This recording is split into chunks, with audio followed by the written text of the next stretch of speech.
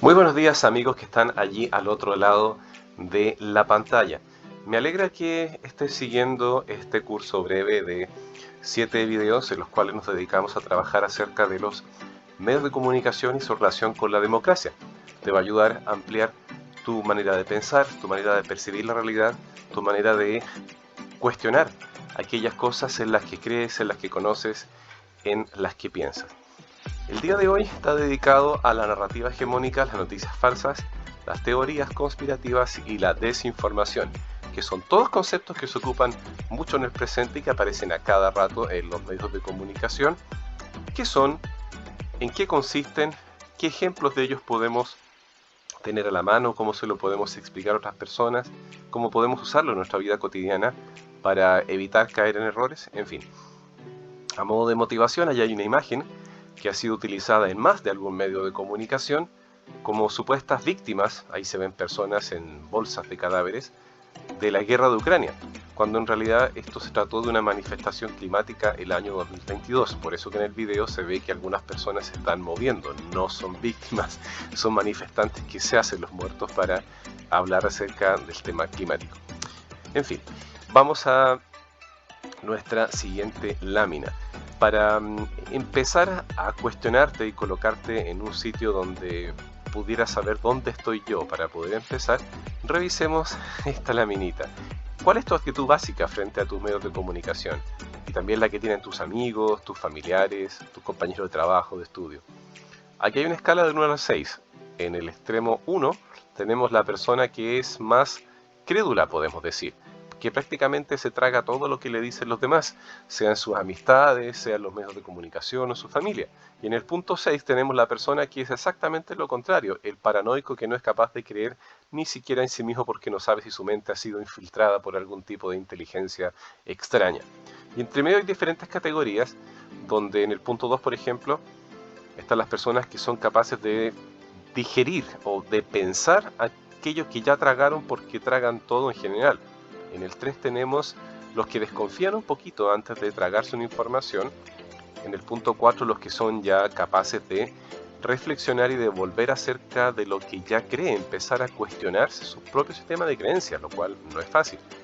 En el pensamiento crítico está en el número 5, que sería lo más avanzado y que pocas personas se dan el trabajo de verificar la información que reciben por cuenta propia. Abajo te dejo un enlace que, como siempre, suelo dejar en la descripción del video para que puedas copiar y pegar y buscarlo por tu cuenta, un artículo acerca de qué es lo que es el pensamiento crítico para que lo puedas entender un poquito más. Bien, en este encuentro número 4 de 7 que vamos a tener, empezamos justamente con la guerra ruso-ucraniana que ya te mencionaba hace un ratito. Y aquí hay un par de ejemplos nada más de cosas que podemos trabajar al respecto.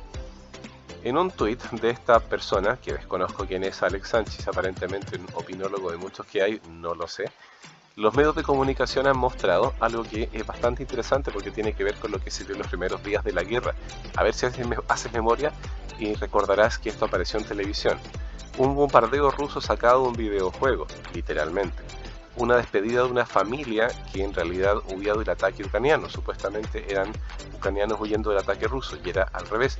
Un tanque ruso que resultó ser ucraniano aplastando a un ciudadano. Tal vez has visto el video de un vehículo blindado, que no es prácticamente un tanque, sino un transporte de personal, que pasa a toda velocidad arriba de un auto negro. Y en realidad era un vehículo ucraniano y gracias a Dios el ciudadano salió ileso, pero su vehículo quedó aplastado. Y por último, cuando la Unión Europea prohíbe información de Russia Today, Sputnik, que son fuentes rusas, porque manipulan en circunstancias que los medios occidentales también hacen lo propio. Aquí hay un par de videos que, como es habitual, te dejo el enlace otra vez en la descripción, pero no lo puedo colocar aquí por razones de que pertenece justamente a otro espacio y tú deberías ir allí para poderlo ver. Hay también un montaje ruso, porque las mentiras y las verdades no solo caen de un lado. En ese videito corto de 2 minutos se muestra cómo los rusos presentaron una especie de mini reportaje de cómo sus soldados estaban desactivando un campo minado, y es evidente que allí hay un montaje por una razón bastante obvia. Te invito a que lo veas, es muy entretenido. El de abajo, el de prensa libre, es un video también corto de 2 minutos con 16, donde se habla justamente acerca de algunas imágenes que han circulado por redes sociales desde el inicio del conflicto y cómo muchas de ellas en realidad son falsas. De esta manera, la idea es que vayamos pensando en qué cosa es la narrativa hegemónica que ya te he ido mencionando, qué son las llamadas fake news o noticias, o teorías conspirativas. ¿La desinformación vendría a ser lo mismo que lo anterior? ¿Qué relación tiene la política con estos medios de comunicación? Porque son temas políticos, digamos, que si no hubiera política de por medio, valga la redundancia de política, entonces tal vez la noticia diría la verdad de las cosas como son sin un sesgo. ¿Cuáles son los riesgos para la sociedad democrática según las tendencias actuales? Ahí está la cara de Conan sospechosa, según la frase ahí de un creador de contenido argentino que siempre está revisando películas antiguas. En fin, mira la cara con que te mira Conan, suele decir. Bien, vamos por narrativa hegemónica, punto 1. ¿Qué cosa es narrativa hegemónica? Cuento corto, es aquello que los medios de comunicación masivos expresan como una verdad indiscutible. Y aquí hay ejemplos que se nos vienen encima de inmediato. Partamos por el de abajo. Hay un edificio, tal vez no sepas qué significa, pero si yo te digo que ese es el World Trade Center, la torre 7 del Centro Mundial de Comercio norteamericano de Nueva York, que fue derribada en el año 2001. ¿Qué pasó? Allí hay un reportaje cortito, o mejor más que un reportaje, un pedazo de un video de aquella época, cuando ese edificio está en pie, mientras hay una periodista que está grabando desde otro edificio indicando que ese edificio ya se cayó. Se ve en el video de aquella época. Entonces, permite un poquito pensar qué es lo que está pasando, porque si tú revisas medios de comunicación, libros de historia, documentos oficiales, en todas partes aparece que las Torres Gemelas y el World Trade Center 7, el edificio chico como olvidado de este equipo, que no es parte de las Torres Gemelas, sino parte del conjunto que está en el torno a las Torres Gemelas, cómo es que este espacio fue derribado. Lo único que se encuentra es que esto fue una acción de grupos terroristas árabes, islámicos, antiestadounidenses, cuando existen centenares de informaciones que son en el sentido exactamente opuesto, de que esto no pudo haber sido hecho por ellos. Pero existe una verdad indiscutible en los medios de comunicación. A eso es lo que me quiero concentrar. Vamos a algo más reciente. En Instagram, una red muy conocida en la cual se comparten diferentes informaciones, apareció este artículo noticioso de la agencia Reuters. La agencia Reuters, si bien también puede ser cuestionada, es una de las agencias noticiosas más antiguas y más serias que existe a nivel planetario. La agencia Reuters está comentando una noticia en la cual dice que la institucionalidad norteamericana dedicada a la salud y a las drogas establece que hay un riesgo de inflamación cardíaca después de ocupar la vacuna Novavax contra el COVID. Esa es una noticia que indicó Reuters. Sin embargo, automáticamente Instagram coloca abajo ese letrerito que está en castellano, donde dice que las vacunas contra aquella enfermedad se someten a muchas pruebas de seguridad y eficacia y luego se supervisan minuciosamente. Entonces, ellos publican una información de una agencia fidedigna y automáticamente colocan en su costado un elemento que está poniendo en duda la información que está arriba. Es decir, te está diciendo, infórmate acerca de lo que ellos dicen, pero es mentira. ¿Te fijas entonces cómo hay una narrativa dominante? Hegemónico quiere decir lo mismo que monopolio, pero en términos de poder. Monopolios en economía, uno solo tiene el poder de todas las cosas, como cuando juegas Monopoly o algo parecido, que uno solo termina siendo el ganador. En el caso de hegemonía hablamos de quien disfruta del poder completo. Punto 2. No, perdón, aún dentro del punto 1. Vamos a más ejemplos. Y van a salir muchos temas recientes vinculados justamente a la salud por razones evidentes. Son temas que son fáciles de recordar. El gráfico de la izquierda muestra muchos colorcitos a la izquierda del mismo gráfico. Y al lado derecho muestra una media luna de color azul. ¿Qué es lo que se está diciendo? De eventos supuestamente atribuibles a a temas con el pinchazo, donde se ven enfermedades de diferente tipo y las inyecciones que se colocan para poder prevenir el desarrollo de esas enfermedades, es decir, que tienen una poquita prevalencia o repetición de situaciones negativas. Lo que está en color azul corresponde justamente a que de todas las consecuencias de inyecciones preventivas, llamémosles así, la enfermedad que apareció desde el 2019 en adelante es la que genera la mayor cantidad de consecuencias negativas supuestamente atribuibles a este proceso. Luego hay una carta del Ceremi de Salud de la región del Ñuble, acá en Chile, donde está respondiéndole al señor Paulo Vera Fuentes, que le escribe oficiosamente para poder recibir información legal de parte del Ministerio de Salud, y se le informa la cantidad de fallecidos que tenían al menos un pinchazo, 2 pinchazos, o de fallecidos después de 14 días transcurridos desde la segunda fase del pinchazo. Y como puedes ver, hay cifras relativas al 41%, 25%, 21%, lo que dice relación con la lámina que te acabo de mostrar en cuanto al gráfico de círculo. Es decir, que a partir de esta información uno puede suponer que lo que se dice acá en cuanto a Instagram, que dice que lo de Reuters es mentira, por lo menos es cuestionable, que es lo que tenemos que empezar a pensar. Utilizar los datos que manejamos, pensamiento crítico. No se trata de ponerse el cucurucho de aluminio y de ser paranoico, ni tampoco de ser un borreguito de querer todo lo que se nos dice en los medios de comunicación. Cuando hay información cruzada como esta, es necesario empezar a pensar a partir de ella. Y este es un ejemplo, porque hay muchos otros elementos de los cuales tienes que ir pensando, no solo en temas de salud.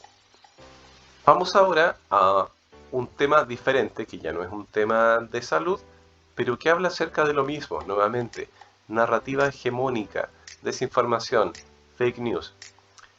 Vamos a tomar como ejemplo algo diferente que tiene que ver con el abuso sexual, particularmente a menores de edad. No hay imágenes que sean chocantes, pero sí hay información que puede ser media chocante para algunas personas que son sensibles al tema. Entonces, si tú estás dentro de esa situación, te sugiero dejar acá el video y seguir conversando más adelante. Pero si no, está tratado con prudencia, así que podrías acompañarlo sin tener temor. Vamos al punto número 2, lo que se llaman las fake news, en castellano noticias falsas, y también a las teorías conspirativas. ¿Qué es una noticia falsa? Vendría a ser una noticia o hecho poco creíble, pero ojo, según los medios de comunicación hegemónicos. Es decir, ¿quién determina qué cosa es poco creíble o poco confiable? Son los medios hegemónicos, los mismos que cuestionamos en las láminas anteriores. A su vez, estos medios hegemónicos, para darse una mayor seriedad, se apoyan en agencias que denuncian noticias falsas, en inglés, agencias de fact-checking. Yo incluso aquí te dejé el enlace a una de ellas que tú puedes ver aquí, donde dice fact-checking o fastcheck.cl. Es decir, que existe ya una página dedicada en nuestro país, en Chile, a esto, pero también existe lo mismo en otros países y a escala global. Entonces, noticia falsa vendría a ser aquello que la narrativa dominante de los medios de comunicación masivos establece que va contra la corriente principal y que en realidad está falseando la información y no es sano que tú la sigas ni que las leas. ¿De dónde viene esto? Esto viene de una situación que ocurrió hacia el año 2016 llamada el Pizzagate. Recuerden que en Estados Unidos le colocan apellido Gate a casi cualquier cosa que aparece como disclosure o como una situación que se está descubriendo o desvelando debido a un antiguo conflicto que hubo en Estados Unidos llamado el escándalo Watergate, que tuvo que ver con el viejo presidente Nixon y unos dineros y corrupción. Entonces todo lo que tiene que ver con situaciones media escondidas le agregan el apellido Gate. Bueno, ¿qué es lo que pasó? Nada que ver con Bill Gates, esto es otra cosa. Bueno, tal vez tenga que ver, ya lo podemos conversar más adelante. ¿Qué fue el Pizzagate? Se trata de una explosión de informaciones rápidamente calificadas como fake news, y ahí se creó la categoría de fake news, donde aparecieron correos de esta señora, Hillary Clinton, que en su momento fue candidata a la presidencia y me parece que compitió con Trump en su momento. También están correos vinculados a este señor que ya está fallecido, Jeffrey Epstein. A ver, Jeffrey Epstein fue condenado y estuvo en una prisión en Estados Unidos, donde nuevamente la narrativa hegemónica declara que se suicidó en una cárcel de alta seguridad, aún con la presencia cercana de varios guardias, y se colgó utilizando sus sábanas. ¿Por qué es sospechosa esta situación? Debido a que este señor tendría lo que dice acá una red de pedofilia. Tal vez has escuchado hablar acerca del Lolita Express. Vamos a hablarlo en la siguiente lámina. ¿De qué se trata el Pizzagate?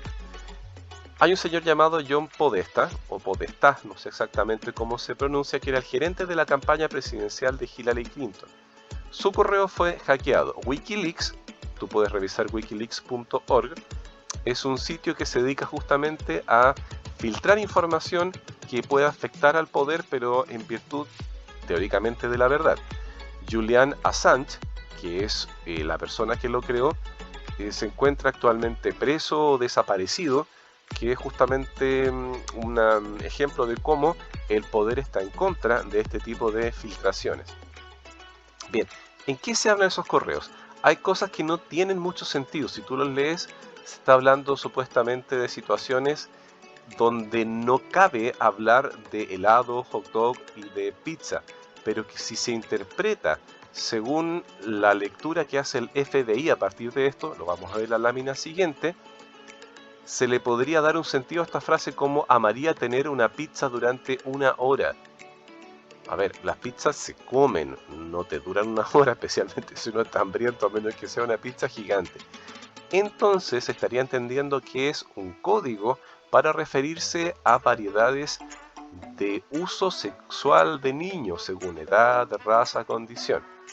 En estos días está muy importante dentro de el ambiente cinéfilo y de discusión una película que se llama Los Sonidos de la Libertad, que habla del mismo tema y que ha vuelto a poner de relevo el Pizzagate. Por eso es importante volver a revisar este punto en este momento. Esta élite se relaciona con un tal James Alefantis, el señor que es el dueño de la Comet Pizza Ping Pong, esta pizzería que aparece en el fondo de la lámina, en la ciudad de Washington, la capital estadounidense. Y en el Instagram de este señor se encontraron un montón de fotos de niños pequeños con dineros atados con cinta adhesiva en cuartos extraños pasadizos, con hashtags como Kill Room, cuarto para matar, Chicken Lover, que significa hombre mayor interesados en niños o chicos menores que él. Entonces hay mucha evidencia, pero como se dice técnicamente, circunstancial, no evidencia concreta. Entonces la gente empezó a unir los puntos, empezaron a sospechar, y este señor Edgar Madison en diciembre de 2016 entró armado a esta pizzería, amenazando a todo el mundo, buscando el sótano denunciado en los medios a través justamente de estas filtraciones, pero no lo encontró. No causó heridos y fue condenado a 4 años de prisión. Abajo hay unos enlaces que puedes utilizar, que voy a colocarte en la descripción del video para que lo puedas leer o ver por tu cuenta. Todo esto entonces que se entiende como Pizzagate se supone que es conspiranoia, otra palabra que se quiere utilizar en relación a fake news, noticias falsas. Conspiranoia, es decir, una persona que junta la paranoia con las teorías de la conspiración y anda buscando conspiraciones por todos lados. No obstante, existen muchísimas evidencias de que, como dicen los viejos, no creo en brujas, pero de que las hay, de que algo raro está pasando. Empecemos por abajo.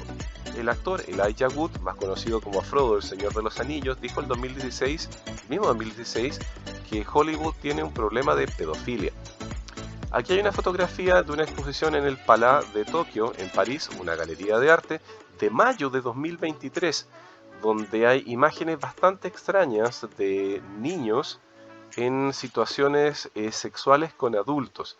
Según la expositora del Palá de Tokio, se menciona que esto representa la violencia de la guerra de Ucrania porque estaría un soldado abusando de otro y como es el dominado se ve como una persona pequeña, pero a todas luces no representa eso. Aquí tenemos una imagen de Miley Cyrus, cantante conocida por su fascinación con el tema de las pizzas, su ropa, su pieza, digamos su departamento lo tiene decorado de esa forma. Y evidentemente que no es solamente algo alimentario de que le guste la pizza, sino que está queriendo significar otra cosa. Estos son los códigos filtrados por el FBI, los puedes buscar en internet si quieres, que son códigos muy similares a los utilizados en algunas empresas. Si te fijas, este logo es muy parecido al de una conocida marca de helados. Este de acá es directamente el que ocupa una empresa de vestuario de escala internacional. Este de acá abajo no, pero los demás se parecen bastante y están metidos en otros productos. Aquí hay una fotografía de un lugar que yo saqué hace unos cuantos años atrás, donde ya se encuentra este logo. ¿Será que la persona que tenía estampada esa calcomanía en el lugar en que saqué la fotografía lo hacía porque le gustaba la ropa de esa marca inocentemente, o en realidad está queriendo decir otra cosa? Si te fijas, hablamos mucho de cosas que tienen una doble lectura, de lo cual podemos desconfiar, pero no necesariamente a llegar a establecer una verdad, son conjeturas. Tercer punto, desinformación. Producto de las noticias falsas, producto de las narrativas, llamémosle conspirativas, y todo lo que hemos visto a este punto, es que aparece la desinformación. O tal vez todo lo anterior es consecuencia de un ejercicio intelectualmente desarrollado para que exista una desinformación. Definamos primero desinformación. Herramienta de control con utilidad política desarrollada como un modo de evitar que la verdad se imponga por su propio peso, especialmente tras la irrupción del Internet. A ver, una vez que apareció Internet, cualquiera puede acusar a cualquiera de cualquier cosa a través de los medios. Entonces, simplemente yo entro a una página del tipo confesiones.com y allí voy diciendo lo que se me antoja de mi compañero de trabajo, de mi vecino, de mi jefe o de cualquier persona o de mi ex para tomar venganza, y puedo inventar lo que quiera y todo el mundo lo va a saber y la honra de esa persona va a estar enlodada antes de que alguien pueda comprobar siquiera si lo que se dice allí es verdad. Eso a escala personal, pero esto ya estaba pensado décadas atrás como parte de la lucha por el poder político. Entonces, ¿de qué manera puedes destruir a un adversario políticamente si no logras destruirlo físicamente? Puedes hacer que aparezca como poco creíble. Entonces, ¿cómo lo haces? ¿Cuáles son sus técnicas? Primer punto, funciona mediante la saturación. Esto es muy parecido a cuando eras niño y tenías una mala nota en el colegio, entonces esperabas que te sacara una nota decente o una buena nota y luego presentabas las dos notas juntas. Entonces estás saturando en ese caso a tus padres con algo negativo y algo positivo, por lo cual te libras del castigo o se entiende que haces cosas buenas y cosas malas. Cuando alguien quiere publicar algo acerca de un partido político o de algún escándalo, entonces yo tengo que liberar presión por otro lado, publicando cosas que no son tan claras o tal vez mentiras, pero que va a ser difícil para el público discernir lo verdadero y lo falso. El objetivo de esto es desacreditar y distraer, y se basa principalmente, como sale en este dibujito de acá, en apelar a emociones e instintos, aprovechando los vacíos del sistema educacional actual, que tiende a ser muy certificador y muy técnico, lo que significa que es como educación expresa, educación en olla a presión, pero no es una educación, y hablo de los países latinoamericanos en general, que no es humanista ni científica en el sentido profundo. Una educación científica es técnicamente desconfiada y sistemáticamente crítica. Una educación humanista entiende los contextos y no solamente se traga las narrativas de un lado o del otro. Pero actualmente carecemos de estos elementos y tendemos a no tener suficiente fuerza para poder saber realmente cuál es la verdad. La consecuencia de esta acción es que en la sociedad existe desconfianza, rechazo a la ciencia y la cultura de la cancelación. Prefiero no enterarme de algo porque no quiero creer en ello, aunque sepa que pueda ser verdad. ¿Cómo se hace? Mediante establecer diferentes motes o apodos a las situaciones que contradicen a la narrativa hegemónica. La disidencia es rápidamente motejada como conspiranoia, antivacunas, comunistas, fachos, según el lado en que se pueda ver. Si te fijas, esto depende del poder. En Venezuela se puede estar hablando entonces de que es la extrema derecha la que conspira contra el gobierno. En un país que sea de una tendencia política diferente, se puede hablar de que son los comunistas que están al otro lado. Te fijas, siempre se encuentra como al enemigo político y se le culpa a ellos. Esto es como cuando en la época de los romanos se le echaba la culpa a los cristianos de haber quemado Roma. La base de todo esto es que en la actualidad se publican tantas cosas en los medios de comunicación que es literalmente imposible leer, escuchar y ver todo lo que se publica en los medios acerca de cualquier tema. Si tú me quieres hablar de hockey en patines, me quieres hablar del cultivo de rosas, me quieres hablar acerca de los perritos que tienen las patitas cortas, cualquier tema que se te venga a la mente o de astronáutica, se publica más información en una semana de la que tú puedes leer prácticamente en un año. Entonces, en toda tu vida, aunque no durmieras, no comieras, no te bañaras, no alcanzarías a estar enterado de todo lo que se publica acerca de solo un tema específico. ¿Te acuerdas que esto lo vimos en unos videos anteriores? Propaganda, Edward Bernays, 1928. Acá no te voy a comentar, solo te voy a leer una frase de este texto. La manipulación consciente e inteligente de los hábitos y opiniones organizadas de las masas son un elemento importante en una sociedad democrática. Aquellos que manipulan este mecanismo no visible de la sociedad constituyen un gobierno invisible, que es el verdadero poder gobernante de nuestro país. Somos gobernados, nuestras mentes son moldeadas, nuestros gustos son formados, nuestras ideas son sugeridas mayormente por hombres de los que nunca hemos oído hablar.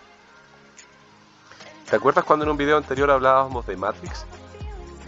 Si te fijas, acá no están dando un primer peldaño, digamos, para poder llegar a pensar de esa manera. Históricamente, la propaganda ya ha sido utilizada. De hecho, en la Alemania nazi existió un ministerio de propaganda. Por lo mismo el término como que se ensució, entonces Eduardo Bernays decidió cambiarlo por el de relaciones públicas para las actividades e ingeniería del consentimiento para sus teorías. Y nuevamente, en su muy particular estilo, se las arregló para cambiar el concepto mismo de su actividad para no ser asociado con gobiernos totalitarios como el del nazismo. Entonces, a través de un eufemismo, se ocupó la propaganda para defender la propia propaganda. Con esto ya vamos cerrando y te quiero molestar un poquito con esta lámina que está acá. ¿Algo te llama la atención? Seguramente sí. La mayor parte de las personas tenemos identificado que la figura de Papá Noel, el viejito pascuero, San Nicolás, es un personaje barbudo, de rostro pálido, medio rechoncho, con un gran traje rojo. No obstante, la imagen de Papá Noel, viejito pascuero, etc., ha sido siempre un traje de color verde, por siglos, porque recordemos que este es un personaje que está presente en el mundo europeo, vinculado al mundo católico por siglos atrás. De esta manera, ¿cómo fue que se convirtió en algo rojo? Ahí la imagen te lo está diciendo.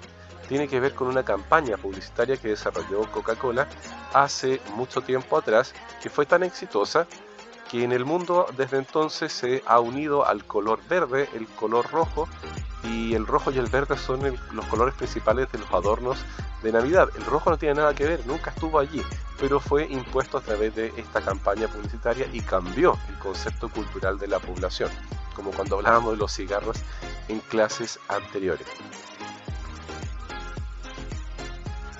Algunas reflexiones. ¿Qué ideas te quieren vender?